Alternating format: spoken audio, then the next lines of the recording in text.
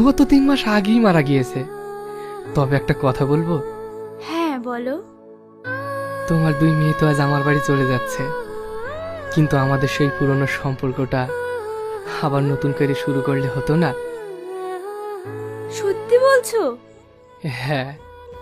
কিন্তু এই মালটাকে কি করবে? ওকে নিয়ে তোমাকে চিন্তা করতে হবে না, ওকে আমি আজই ডিভোর্স দেব। কি? হ্যাঁ। আব্বা, আমাদের হয়ে গেছে।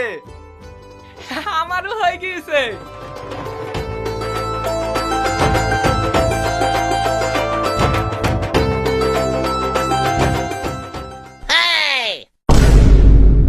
আব্বা, তুমি শাশুড়ি হাত ধরে আছো কেনে? আরে তো শাশুড়ি তো আমার এক্স গার্লফ্রেন্ড, তাই তোদের সাথে সাথে আমারটাও সারি ফেলবো।